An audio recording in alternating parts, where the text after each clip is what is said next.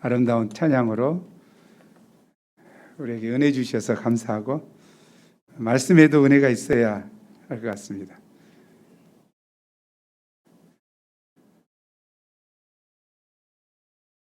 예수님은 죽은 나사로를 찾아가셔서 그 앞에서 말씀하셨습니다. 선포하셨죠. 나는 부활이요 생명이니 나를 믿는 자는 죽어도 살겠고 무릇 살아서 믿는 자는 영원히 죽지 아니하리니 이것을 내가 믿느냐. 예수님은 무덤가에 가서도 말씀하셨습니다. 나사로야 나오라. 죽은 지 나흘이나 된 나사로가 나왔습니다. 예수님의 음성은 생명의 음성이었습니다. 예수님의 음성은 살아있는 하나님의 아들의 음성이었습니다. 그 음성을 통해서 죽은 지 나흘이나 된 썩은 냄새나는 나사로가 무덤에서 살아 나왔습니다. 오늘 말씀도 예수님이 그분이 하셨던 유언적 말씀입니다.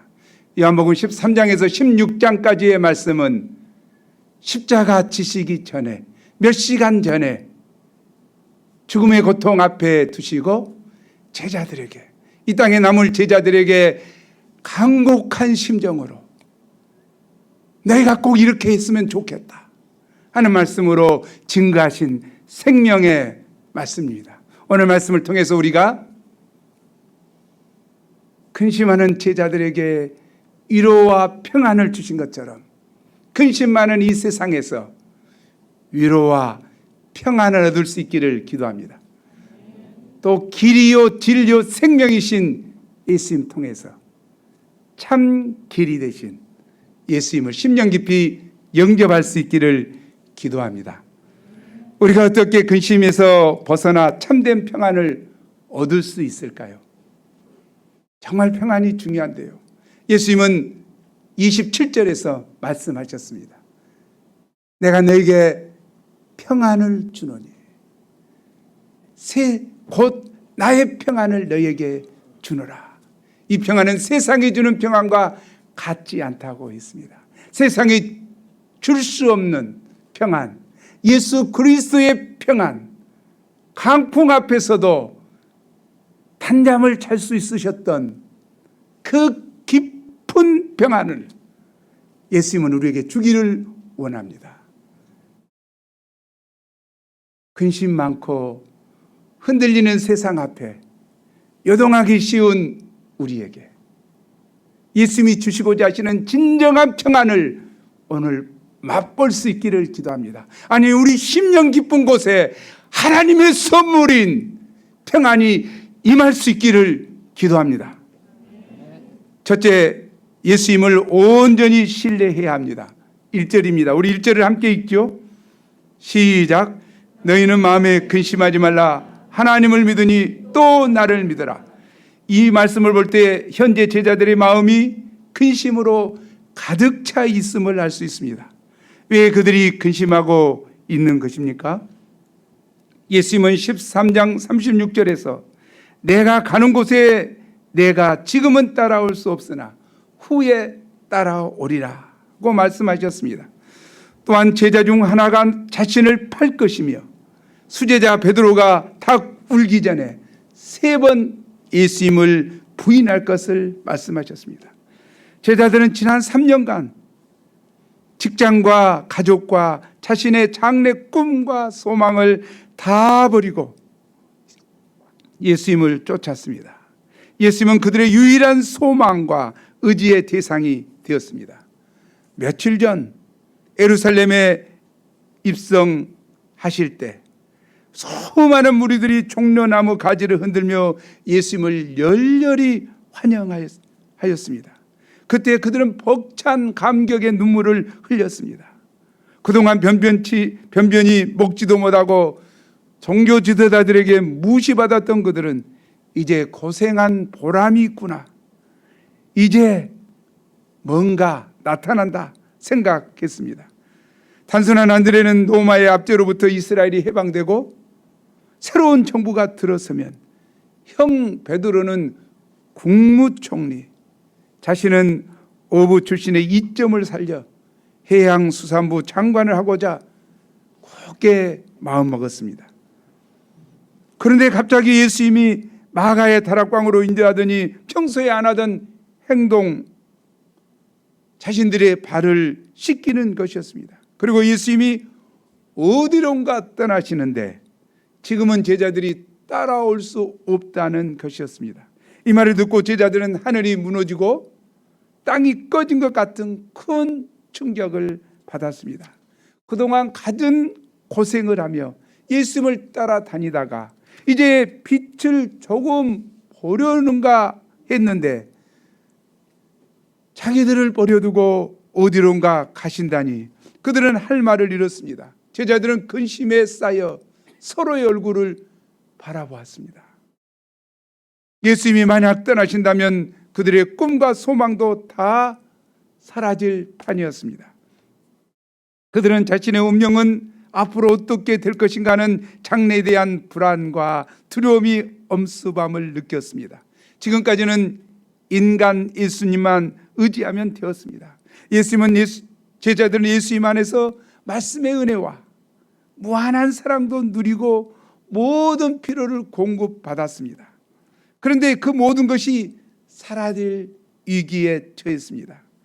그동안 자격증, 공무원 시험, 임용고시도 포기하고 풀타임 목자로 예수님을 쫓았는데 예수님이 어디론가 가신다고 생각하니 준비한 스펙도 없는 자신들의 앞날이 막막하였습니다. 마태는 세무서에 사퇴서를 냈는데 다시 사퇴를 번복해야 하는가 고민했고, 베드로와 안드레는 남의 배 일꾼으로 취직해야 하는 것이 아닌가 염려했습니다. 사실 근심은 누구에게나 있는 문제입니다. 인간은 태어나면서부터 늙어 죽을 때까지 끊임없이 근심하며 살아갑니다. 왕따 당하는 학생은 어떻게 친구들과 함께 학교 생활을 할 수 있을까 근심합니다. 그러다가 근심에 무거운 짐을 이기지 못해 자살을 하기도 합니다. 고등학생들은 어떤 대학에 들어갈까 고민하고 염려합니다. 대학생이 되어도 근심은 여전합니다. 설문지를 해보면 신입생들의 가장 큰 고민도 장래 문제입니다. 특히 4학년이 되면 불안한 장래 문제로 인해 극심한 염려에 시달립니다. 우리가 초대 도서관에 가보면 정말 장수생들이 참으로 많습니다. 몇 년째 취업 준비하는 사람이 수두룩 합니다. 어떤 사람은 내가 능력이 많은데 이 사회가 이렇게 나를 버릴 수 있냐고, 비참하게 할 수 있냐고 사회를 원망합니다. 무한 경쟁 사회에서 살아남을 용기가 없습니다. 직장에 들어가면 결혼에 대해 근심하고, 결혼하고 나면 자녀 교육 문제로 근심합니다. 또한 잘 다니는 직장에서 어느 날 잘리지 않을까 근심합니다. 또한 늙으면 어떻게 살 것인가 노후 문제로 염려합니다. 코로나 팬데믹 상황에서는 어떻습니까? 코로나 백신을 맞아야 될까 말까 고민하고, 맞고 나니까 이제 변이 바이러스, 델타 변이 바이러스가 생겼다고 또 염려합니다. 염려는 끈이 없습니다. 근심에 꼬리를 물고 일어납니다. 하나님을 떠난 인간은 늘 불안하고 근심할 수밖에 없습니다. 한치 앞도 모르는 연약한 인간이 스스로 인생을 개척하며 살아간다는 것은 늘 불안하고 근심이 따라다닙니다. 예수님은 근심하는 제자들에게 말씀하십니다. 다시 한번 1절을 읽어보시죠. 시작.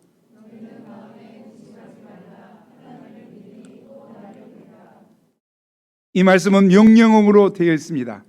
제자들은 먼저 마음에 일어나는 근심의 뿌리를 잘라버려야 합니다. 근심하는 사람들을 보면 은근히 근심을 즐깁니다. 생각의 가지를 뻗어가며 그 생각을 계속해서 확장해 갑니다. 일어나지도 않을 일들을 만들어 근심합니다. 그런데 근심은 근심으로 끝나지 않습니다. 근심이 생길 때 사명이 부담스럽습니다. 신자들도 정도는 다르지만 근심하며 살아갑니다. 목자 생활하다가 세상에서 뒤처지는 것이 아닌가, 선교사로 가서 굶어 죽거나 순교하지는 않을까 염려합니다. 나이는 30이 넘는데 이제 결혼도 못하는 것이 아닌가 근심합니다. 이처럼 근심하다 보면 하나님께 드리는 시간이 아깝게 여겨집니다. 예배에 나오는 것이 부담스럽습니다. 근심은 결국 우리의 영적 생명을 죽이고 믿음에서 떠나게 합니다. 그래서 예수님은 너희는 근심하지 말라고 명령하십니다. 근심하지 말라. 그러면 근심하는 대신에 무엇을 해야 합니까? 근심하는 대신에 하나님을 믿고 또 예수님을 믿어야 합니다. Trust in God. Trust also in me. 믿는다는 것은 trust, 신뢰하다, 맡기다는 뜻입니다. 이는 예수님께 장래 문제, 결혼 문제, 자녀 문제, 노후 문제, 하나님의 역사 등 자신의 모든 것을 온전히 맡기는 것입니다. 예수님께서 가장 좋은 길로 인도해 주실 것을 믿는 것입니다. 예수님은 마태복음 6장에서 무엇을 먹을까, 마실까, 입을까 염려하는 제자들에게 믿음이 작은 자들이라고 책망하십니다. 그리고 먼저 그의 나라와 그의 의를 구하라. 그러면 이 모든 것을 더하신다고 약속하십니다. 우리에게 근심거리가 많다는 것은 그만큼 예수님을 믿지 못하는 불신이 있다는 것입니다. 우리는 불신을 회개하고 예수님께 우리의 모든 것을 온전히 맡겨야 합니다. 아멘. 우리는 근심의 사람이 되는 대신 믿음의 사람이 되어야 합니다. 지금까지 우리는 하나님 은혜로 잘 살아왔습니다. 우리의 머리카락 수까지 세고 알고 계시는, 우리의 모든 필요를 알고 계신 하나님이 우리의 아버지가 되셔서 아멘, 우리 인생 전체를 인도하시고 책임져 주십니다. 둘째, 소망을 하나님 나라에 두어야 합니다. 2절 3절입니다. 우리 함께 읽어보죠. 시작.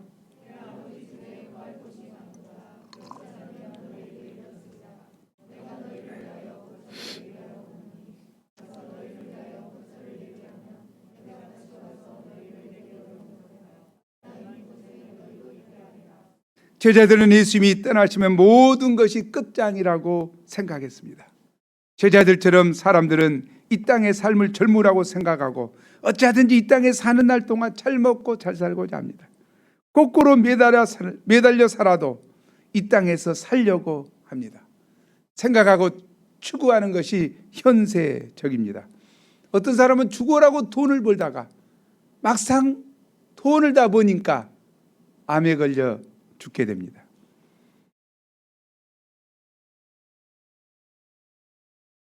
어떤 사람은 연로의 가치관으로 젊음을 탕진하고 쾌락에 몸을 맡기는 젊은이들이 있습니다. 그러나 이 땅의 삶이 젊으가 아닙니다. 영원한 하나님 나라가 있습니다. 이 땅은 잠시 머물다 갈 나그네 길입니다. 우리가 최희준의 하숙생 알죠? 이것은 마가목자가 언제 한번 불러줄 거예요.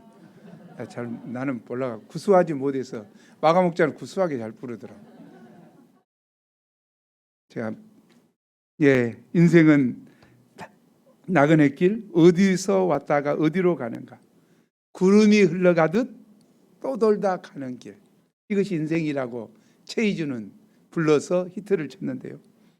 그렇습니다. 어떤 면에서 인생은 고속버스가 잠시 쉬어가는 휴게소와 같습니다.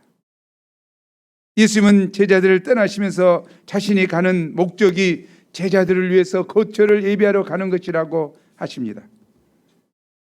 그리고 다시 오셔서 제자들을 영접할 것이라고 하십니다. 예수님이 가시는 곳은 3절에 보면 아버지 집입니다. 아버지 집은 천국 하나님 나라를 가리킵니다. 하나님 나라에는 거할 것이 참으로 많습니다. 사도 요한은 요한계시록 21장 22장에서 그 거처에 대해서 이렇게 썼습니다.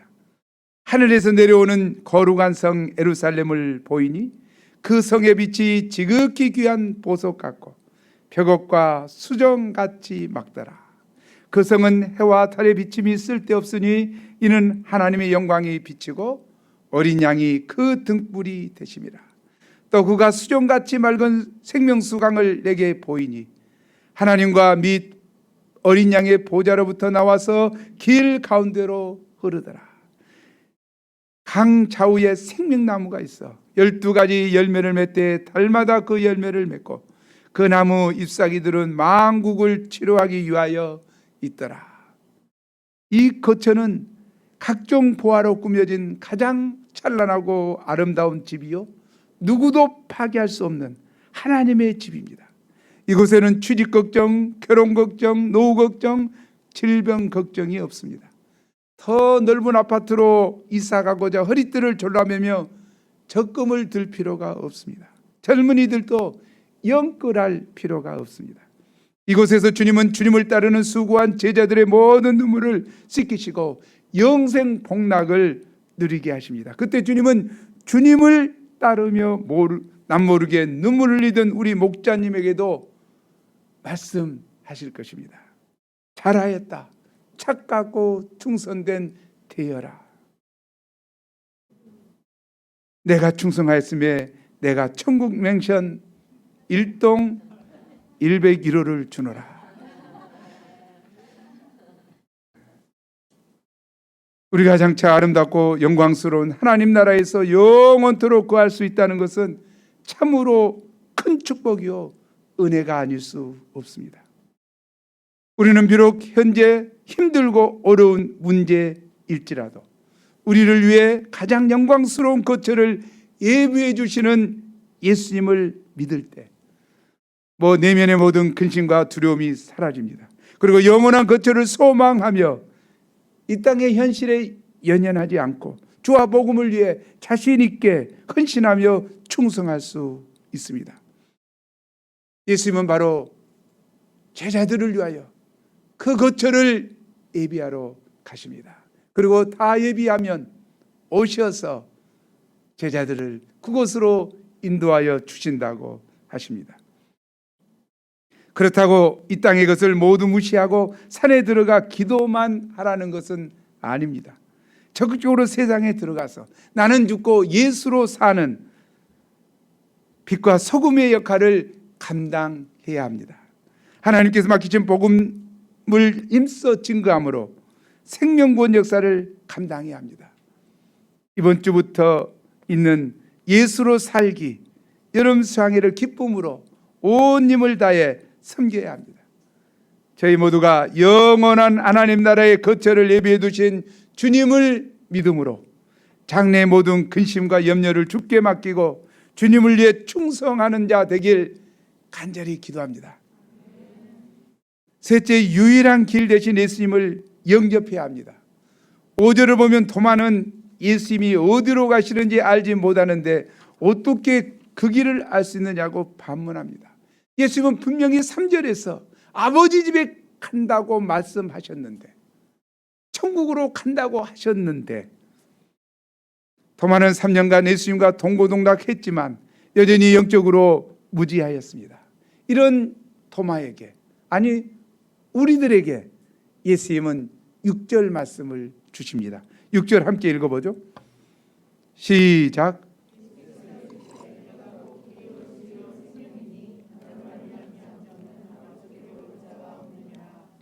사람들은 한 번뿐인 인생을 나름대로 열심히 살아갑니다. 어떤 사람은 유명한 사람들을 롤 모델로 삼고 그들을 본받고자 합니다. 우리 한국 사람들 중에는 많은 사람들이 아무것도 없는 데서 세계적인 기업으로 키워낸 현대의 고 정주영 회장과 같은 능력 있는 CEO가 되고자 합니다. 그분의 자서전을 사서 읽는 사람이 많습니다. 불가능은 없다. 하면 된다. 해보자. 밀어붙입니다. 이순신 장군 같은 희생적인 지도자가 되고자 합니다. 그러나 대부분은 인생의 목적지를 알지 못한 채 남들이 살아가는 방식을 쫓아 살아갑니다. 다른 사람들이 학교에 가니까 학교에 가고 결혼하니까 결혼합니다. 사람들은 목적지를 알지 못한 채 촌놈 마라톤 하듯이 무작정 앞만 보고 열심히 달려갑니다. 그러다가 불의의 사고와 질병으로 쓰러지고 암에 걸려 인생을 마감하기도 합니다. 인생의 종착지를 모르고 살아가는 사람들은 참으로 비참한 자들입니다. 예수님의 목적지는 하나님 아버지께 가는 것이었습니다. 마찬가지로 인간은 하나님께로 왔다가 하나님께로 돌아가는 존재입니다. 뭐라고요? 그래서 사람들은 죽으면 뭐라고 합니까? 돌아가셨다 합니다. 일찍 부모를 여인 어린아이들은 어떻습니까? 부모님 어디 계셨어? 하늘나라에 가셨어요. 하늘나라에 갔다고 합니다. 믿지 않는 사람들도 그 말 속에 하나님의 나라를 인정합니다. 우리가 인생의 종착지를 알고 살아간다는 것은 큰 축복입니다. 그러나 목적지를 안다고 해서 다 끝난 것이 아닙니다. 목적지를 가려면 반드시 올바른 길을 통과해야 합니다. 올바른 길로 가야 합니다. 고대로부터 사람들이 살았던 곳에는 항상 제사의 흔적이 있고 신에 대한 인식이 있었습니다. 사람이 사는 곳에는 어느 곳에서나 아무리 미개한 민족이랄지라도 제사의 흔적이 있습니다. 신을 경배했던 흔적이 있습니다. 지금 이후의 세계에 대한 동경이 있습니다. 그런데 성경에 나타난 하나님과는 거리가 먼 신간을 가지고 살아갑니다. 불교는 석가가 하나님이고 누구나 수행을 통해 하나님이 될 수 있다고 합니다. 유교는 뚜렷한 하나님관이 없이 도덕률을 따라 생활하면 좋은 곳에 간다고 합니다. 현대는 포스트모더니즘 시대로 절대 진리를 부정하는 시대입니다. 또한 종교 다원주의 영향으로 인해서 어떤 종교를 믿든 구원에 이를 수 있다고 주장합니다. 서울에 가는 길이 서해안 고속도로, 중부 고속도로, 경부 고속도로가 있듯이 어느 길로 가든지 상관이 없다고 합니다. 목적지에 이르면 된다고 합니다. 그러나 종교 다원주의의 끝은 결국 자신이 하나님 되는 것입니다. 자기 소견에 옳은 대로 행하는 것입니다. 종교 다원주의의 구원가는 인간이 제시한 방법입니다. 그러나 인간의 지혜를 사용해서 나름대로의 구원관을 제시했다고 해서 구원을 얻는 것이 아닙니다. 이것이 문제죠. 우리가 구원을 얻고 하나님 나라에 가기 위해서는 반드시 하나님께서 제시하신 방법을 따라야 합니다. 아멘. 불신자들은 기독교는 편협하고 배타적이라고 이야기합니다. 기독교는 구원에서만큼은 철저히 배타적이어야 합니다.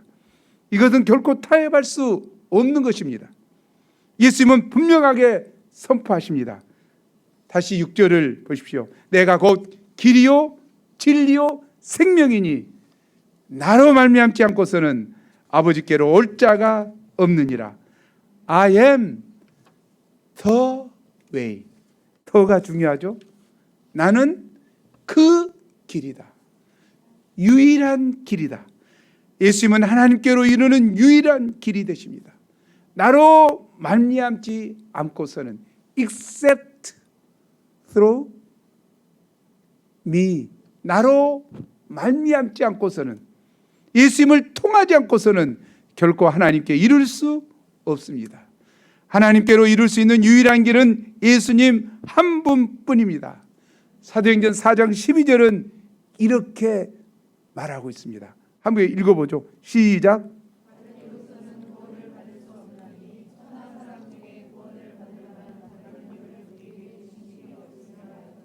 오직 예수님을 통해서만이 하나님께 이룰 수 있습니다. 우리는 이제 길 대신 예수님을 따라 살 때 안전하게 하나님께 이룰 수 있습니다. 아멘. 지금까지 수많은 믿음의 선진들이 다 이 길을 걸어갔습니다. 성경 공부를 시작하는 우리 양님들은 제대로 된 길에 들어선 축복받은 사람들입니다. 이제 더 이상 방황하지 않고 확신 있는 인생을 살 수 있게 되었습니다. 길에는 많은 안내 표지판이 있습니다.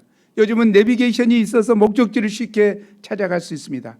초행길이라도 내비게이션의 안내를 받으며 갈 때 샛길로 빠지지 않고 안전하게 목적지에 갈 수 있습니다. 길의 안내 표지판은 예수님의 말씀입니다. 우리가 말씀을 쫓아 순종하며 살 때 결국 하나님 나라에 이르게 됩니다. 하지만 그 길을 벗어나서 가면, 자기 나름 속에는 옳은 대로 행하게 되면 낭떠러지로 굴러떨어져 생명을 잃게 됩니다. 그런데 예수님이 왜 다른 길이 왜 없는 것입니까? 예수님이 하나님께 이르는 유일한 길이 되는 근거가 무엇입니까? 이는 예수님께서 하늘에서 오신 분이기 때문입니다. 요한복음 3장 13절, 고린도전서 15장 47절에 보면 알 수 있죠. 하늘에서 오신 예수님만이 하나님 나라에 가는 길을 알고 계시는 것입니다. 예수님 외에는 아무도 하늘에서 오지 아니하였으므로 자신 있게 하나님 나라에 이르는 그 길을 안내하지 못합니다. 공자도 4대 성인이라고 하는데 그는 이렇게 이야기했습니다. 아침에 길을 깨달았다면 저녁에 죽어도 좋다, 이렇게 말했지만 그도 그 길은 발견하지 못했습니다. 내가 곧 길이요 라고 분명하게 말씀하신 분은 예수님밖에 없습니다. I am the way, 유일하게 예수님만이 선포하셨습니다. 또한 예수님께서 유일한 길이 되시는 이유는 그 길에 있는 장애물을 제거하신 분이시기 때문입니다. 이 장애물은 하나님과 인간 사이에 가로막혀 있는 죄의 장벽입니다. 그런데 예수님께서 세상의 모든 죄를 짊어지시고 십자가에서 죽으시고 부활하심으로 하나님과 인간 사이에 가로막고 있는 죄의 장벽을 허무셨습니다. 히브리서 10장 19, 20절은 이렇게 말합니다. 우리 함께 읽어보죠. 시작.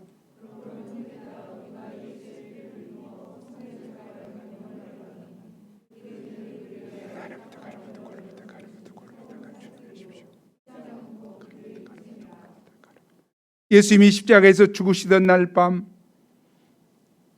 죽으시던 날밤이 아니죠, 정오에 예수 예루살렘 성전의 휘장이 위에서부터 아래로 찢어졌습니다. 이제 우리는 예수님을 통해서 언제 어디서든지 두려움 없이 담대하게 하나님께 나아갈 수 있게 되었습니다. 아멘. 예수님은 또한 진리가 되십니다. 진리는 불변성과 보편성, 절대성을 가지고 있습니다. 보통 진리를 설명할 때 이렇게 말합니다. 지구는 둥글다. 1 플러스 1은 2다. 진리는 언제 어디서나 누구든지 승인할 수 있는 보편적인 법칙이나 사실을 말합니다.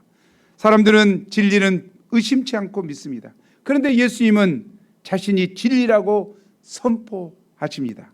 왜 그렇습니까? 바로 예수님은 진리의 속성을 가지고 계시기 때문입니다.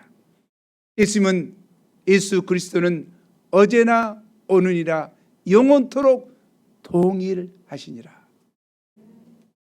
어제나 오늘이라 영원토록 동일하신 그분은 진리이십니다. 예수님은 진리시며 무궁무진한 지혜를 가지고 선포하셨습니다. 어느 누구로 따를 수 있는 신실하신 분이십니다. 무엇보다 진리이신 하나님의 아들이십니다. 우리가 진리 대신 예수님께 인생의 기초를 놓을 때 승리하는 삶을 살 수 있습니다. 또한 예수님은 생명이 되십니다. 예수님은 생명의 근원으로서 생명의 수요자가 되십니다.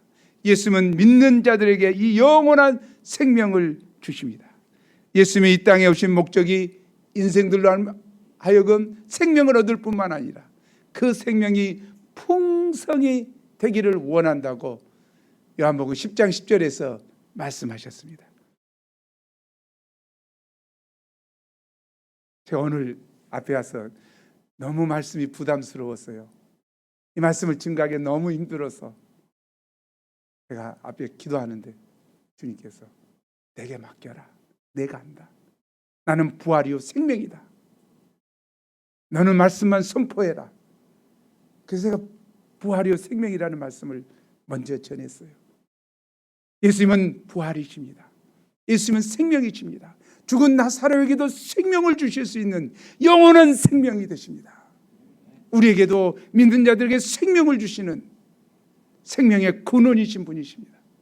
그분이 우리에게 생명을 주십니다. 생명력을 주십니다. 살게 하십니다. 살리십니다. 우리가 길이요 진리요 생명이신 예수님을 믿을 때 근심으로부터 자유로운 인생, 진정한 행복과 기쁨이 넘치는 인생을 살 수 있습니다. 넷째, 기도의 능력을 믿어야 합니다. 8절을 보면 빌립은 주여 아버지를 우리에게 보여 주옵소서 그리하면 족하겠나이다 말했습니다. 여기에도 그렇게 말할 사람 많죠. 하나님 보여만 줘. 부활이요 생명이라는 음성을 들었다는데 그분 보여만 줘. 나 믿겠다 하실 분들 많겠죠.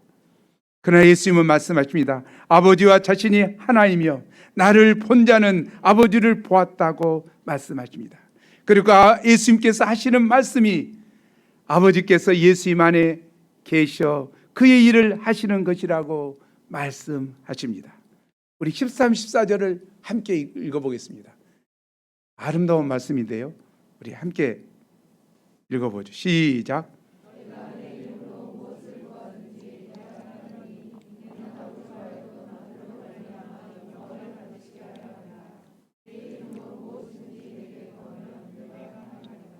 예수님은 13, 14절에서 두 번이나 말씀하십니다.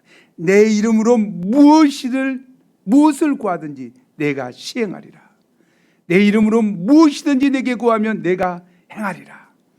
예수님은 제자들을 떠나시면서 자신의 이름으로 기도하라는 방향을 주셨습니다. 그러면 친히 그 기도에 응답하시겠다고 말씀하셨습니다. 기도는 믿는 자의 특권입니다. 기도는 능력 있는 신앙생활의 비밀입니다. 예수님은 자신의 이름으로 무엇이든지 구하면 응답하시겠다고 약속하셨습니다.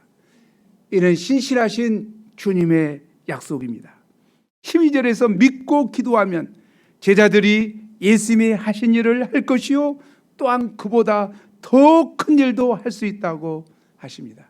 실제로 베드로는 성령 충만을 받은 후에 한 번 설교로 3,000명이 회개하는 역사를 이루었습니다. 또한 죽은 자를 살리며 각종 병든 자들을 치유하셨습니다. 우리도 동일한 일을 행하는 것이 당연하죠. 아니 우리 아멘? 행하는 것이 당연한 거예요. 근데 왜 못 행하고 있죠?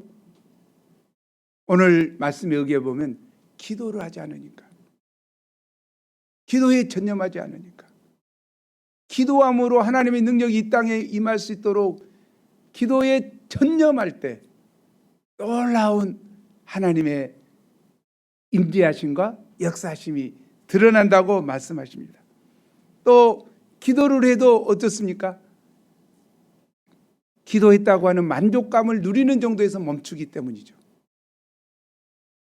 기도가 응답해 주신다는 확신을 가지고 간절한 심정으로 기도해야 합니다. 예수님은 기도의 약속의 이 말씀이 정말 너무 축복의 말씀 같아요. 제자들이 근심을 많이 했잖아요. 이제 예수님 떠나가고 면 어떻게 할까? 그럼 그들에게 지금 예수님이 하신 거예요.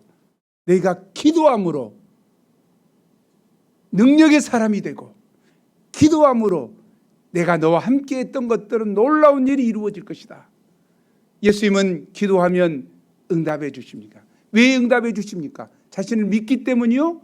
예수님의 이름의 능력을 사용했기 때문입니다. 예수님의 이름에 도장이 찍혀 있기 때문에 은행에서 돈을 내주듯이 돈을 내주는 것이죠. 이 영계에서 역사가 이루어지는 것입니다. 이루어지게 되어 있습니다. 우리가 다시 한번 예수 그리스도의 이름의 권세를 믿고 하나님께 나아가 무엇이든지 기도하는 하나님의 뜻을 이루어드리는 기도의 용사들이 될 수 있기를 기도합니다. 다섯째, 보혜사 성령을 의지해야 합니다. 예수님은 떠나시면서 제자들을 고아와 같이 버려두지 않으십니다. 16절이죠. 함께 읽겠습니다. 시작.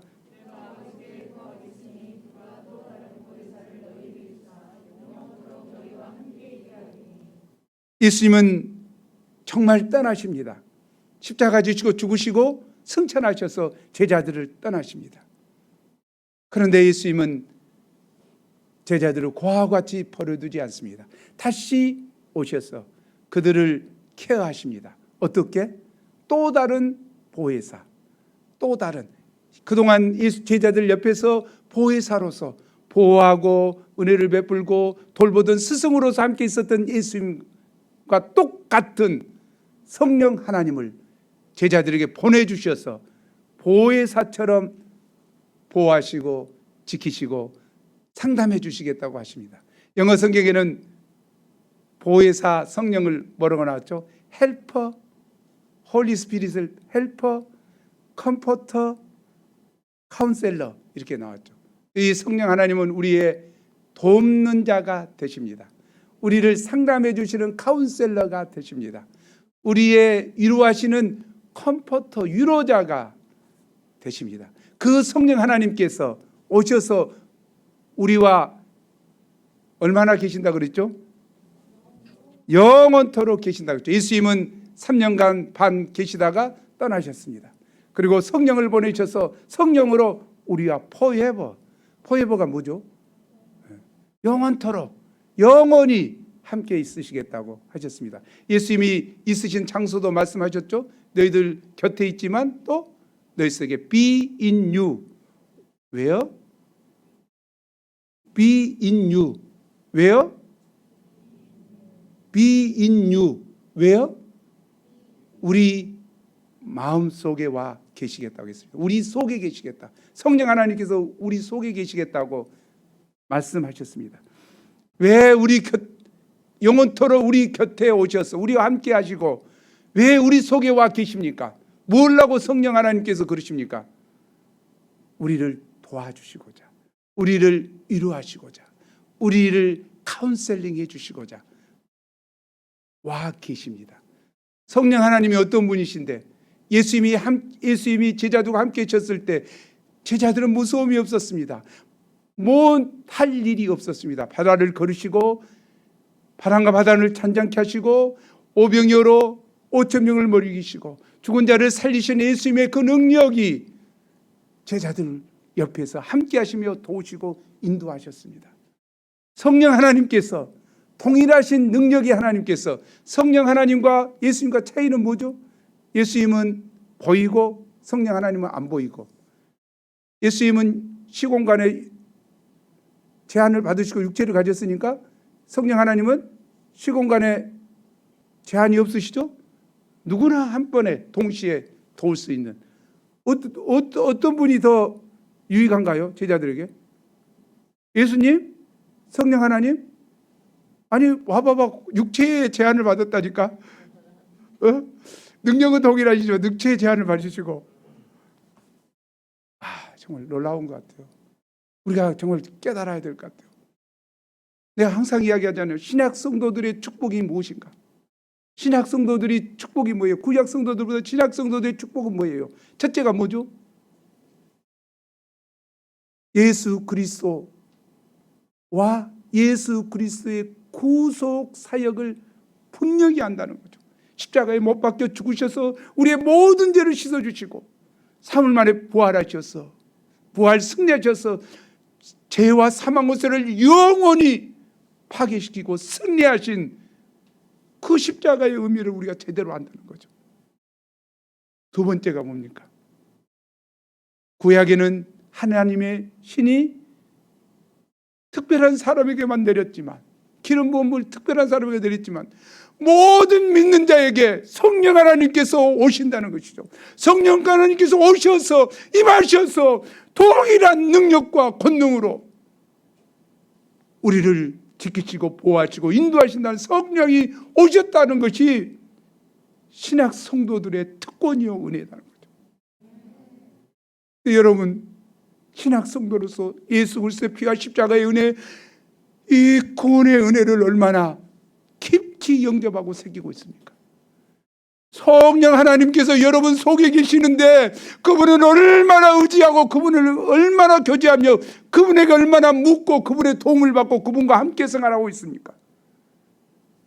우리가 이거 중요한 거예요. 성령 하나님을 무시하고 있으면 안 된다는 것이죠. 그분이 내 안에 와 계시는데 뭐에 도와주고자, 위로하고자, 카운셀링 해주고자, 그럼 물어봐야지. 성령 하나님 어떻게 할까요? 성령 하나님, 나 마음이 너무 아파요. 말씀해야죠. 성령 하나님, 나 좀 도와주세요. 그럴 때 그분은 도우시고 인도하셔서 성령과 항상 교제하고 있는 자는 근심할 수가 없습니다. 하나님은 우리에게, 예수님은 우리에게 근심을 떠나게 하십니다. 그리고 27절에서 내 평안을 너에게 준다고 약속하셨습니다. 우리가 오늘 말씀 통해서 하나님을 믿고 예수님을 온전히 믿음으로, 또 하늘나라 소망을 붙듦으로, 또 길이요 진리요 생명이신 예수님을 심령 깊이 영접함으로, 그리고 기도함으로, 성령 하나님을 믿고 의지함으로 우리가 근심하는 세상에서 승리하는 저와 여러분이 되기를 기도합니다. 예수님이 주시는 큰 평안을 누릴 수 있기를 간절히 기도합니다. 우리 기도하죠. 하나님 아버지, 하나님께서 오늘 귀한 말씀을 주셔서 감사합니다. 나는 부활이요 생명이니 나를 믿는 자는 죽어도 살겠고 무릇 살아서 죽는 영원히 죽지 않는다 하신 귀한 말씀으로 허물진 종에게 이 말씀을 증거하게 하신 주님, 부활이요 생명이신 주님을 믿습니다. 주의 말씀은 살아있습니다. 생명이 있습니다. 길이십니다. 유일한 길이십니다. 유일한 구주이십니다. 유일한 생명이십니다. 진리이십니다. 이 주님께서 임하셔서 이 진리를 깨달아 알게 도와 주옵소서. 성령 하나님 임하시옵소서. 기름을 부어 주시옵소서. 어루만져 주시옵소서. 인도하여 주시옵소서. 도와주시옵소서. 신방하여 주옵소서. 감사합니다. 감사하고 예수 이름으로 기도합니다.